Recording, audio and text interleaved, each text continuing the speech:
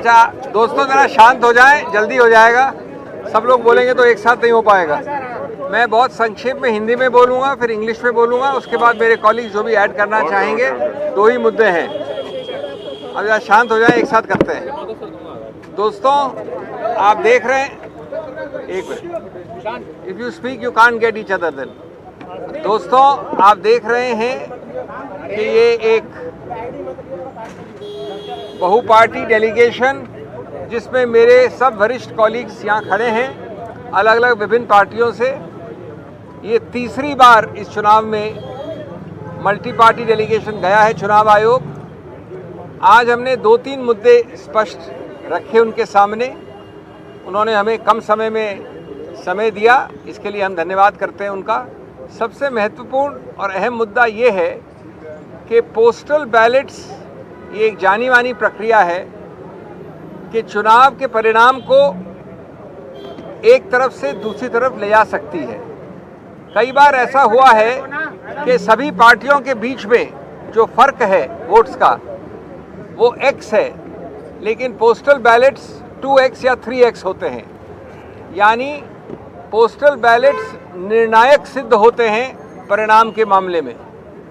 इसलिए चुनाव आयोग ने एक जो रूल है, प्रावधान है, जो एक्ट के अंतर्गत रूल बनता है, जो स्टैट्यूटरी रूल होता है, कोई गाइडलाइन नहीं, कोई चिट्ठी नहीं, उसके अंदर कहा है अंतर्गत कि पोस्टल बैलेट्स की गिनती पहले ली जाएगी। यानी ईवीएम की गिनती के पहले पोस्टल बैलेट्स की गिनती ली जाएगी। ये रूल 54A में लिखा है स्पष्ट रूप से।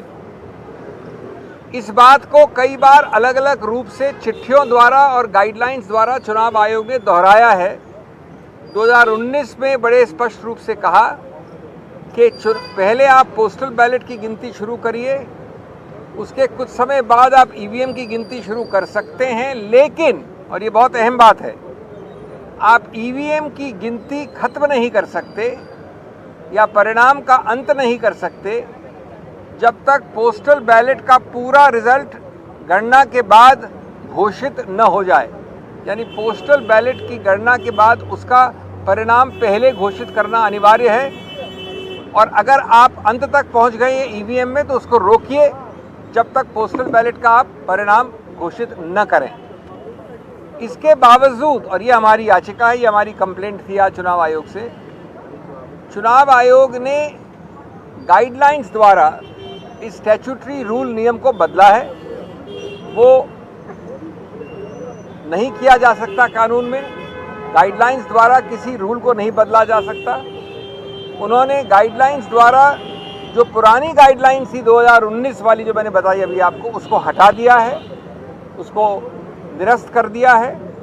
और इसका बड़ा सरल और सीधा परिणाम ये होता है कि ईवीएम की पूरी गणना हो जाए अंत तक, तब तक भी पोस्टल बैलेट की निर्णय की घोषणा करना अनिवार्य नहीं रहा है। अब हमारे को पता है कि कई बार ऐसा हुआ है कि पोस्टल बैलेट के आधार पर निर्णय उत्तर से दक्षिण हो गया है, पूर्व से पश्चिम हो गया है। इसीलिए ये प्रावधान बनाया गया था, यही इसका औचित्य है। इसलिए ये अति आवश्यक है कि आप कानून के अंतर्गत एक गाइडलाइन द्वारा नियम को नहीं बदल सकते। बी, पोस्टल बैलेट जो निर्णायक एक रोल प्ले करता है उसके लिए भी अनिवार्य है कि उसको पहले गिना जाए। और तीसरा कि एक लेवल प्लेइंग फील्ड के लिए, गणतंत्र के लिए, स्वतंत्र चुनाव के लिए, जो कि संविधान के मूल तत्वों का एक अभिन्न अंग माना गया है, ये आवश्यक है कि जो पुराना रूल था उसी को फॉलो किया जाए, जो प्रावधान अभी भी है उसी को रूल किया जाए। Friends, very briefly in English, we went, as you can see, this is the third multi-party delegation during this process, and my very eminent colleagues from different parties are standing here. I'm not taking names. This multi-party delegation spent time with the Election Commission, and we are very grateful. They gave us time at short notice on 2 or 3 major issues. The most important was the vital importance of counting postal ballots first, of declaring the result of postal ballots first. This is very clearly stated in the statutory rule, Rule 54A, which specifically says that you shall take up and deal with the postal ballots first. First is not my word, it is a statutory rule.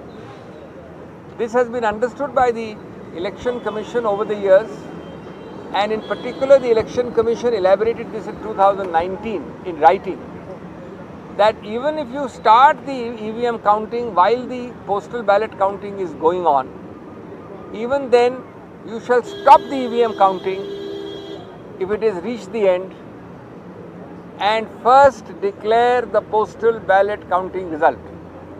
This is specifically reiterated in 2019 and other letters of the EC which we read out to them. Our complaint is that this statutory rule and this 2019 guideline has been given the go-by. The Chunav Ayog has now repealed this 2019 practice. The net result is that by a method of practice, EVMs can be counted, and if the EVM counting gets over before the postal ballot, it will still be completed. In other words, the postal ballot counting and result need not be declared first. This, number one, is a very grave and a clear violation of a statutory rule. Number two, you cannot change a statutory rule by a guideline or a letter. Number three, this is the understanding in the guidelines of 2019 of the EC itself, and that can't be repealed. And above all, number four, we all know that the total difference in votes between the two main contending parties in a particular area or even the whole state, let us assume it is X. The postal ballots may be 2X or 3X, outstripping that entire margin for the whole state between two parties. In other words, the result which is north can become south by the postal ballot supposed counting, or east can become west. It is therefore vital that the spirit which underlies Rule 54A, which cannot be amended or repealed, must be followed.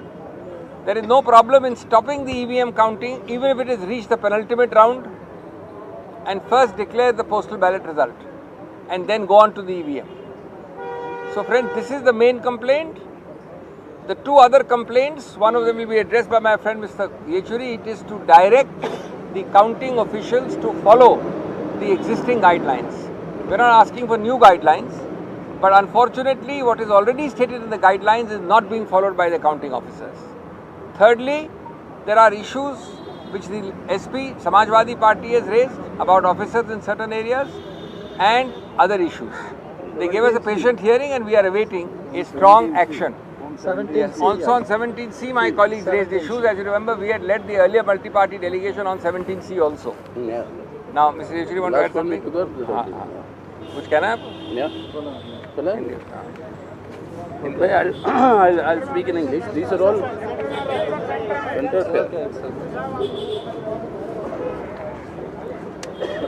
ठीक है. मैं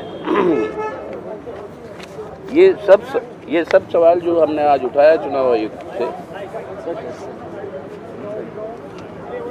ये सब सवाल जो उठाया गया चुनाव आयोग से, ये सब उनके रूल्स और उनके गाइडलाइंस में ऑलरेडी मौजूद है.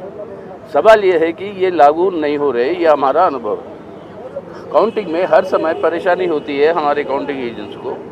वो जब भी कुछ मांगते हैं इस रूल के तहत, उसे कहा जाता है कि आप इलेक्शन कमीशन ऑफ इंडिया से लिखित में ले आओ. अब ये संभव हो नहीं पाता काउंटिंग के समय, तो इस तरीके से कई सारी बातें टल जाते हैं. तो हमने उनसे आग्रह यही किया, जो बातें आपने खुद कही अपने गाइडलाइन में, उसको लागू करवाने के लिए डायरेक्ट इंस्ट्रक्शंस दो, या आपके जो ऑब्जर्वर्स हैं उनको ये हिदायत दी जाए कि ये सब लागू हो. उनमें से जो मुख्य बातें हैं वो मैं आपको रेखांकित करके बता दूँ. मुख्य जो इश्यूज़ है वो हमने यही कहा था कि ये इंश्योर करना चाहिए, number 1, safe movement of control units through a CCTV monitored corridor. कहाँ से ले आते, कहाँ से मतलब उसको काउंटिंग टेबल पर रखते हैं, मतलब ये सब जो है, this should be through a CCTV monitored corridor. Number 2, verification of the current date and time displayed on the control units. ये वेरिफिकेशन बहुत इम्पोर्टेंट है, क्योंकि जब तक ये वेरीफाई नहीं होता वो ऑथेंटिसिटी आपको नहीं मिलती कि ये वही कंट्रोल यूनिट है जो जो जो वहाँ से आया पोलिंग बूथ से, ये बदला नहीं गया।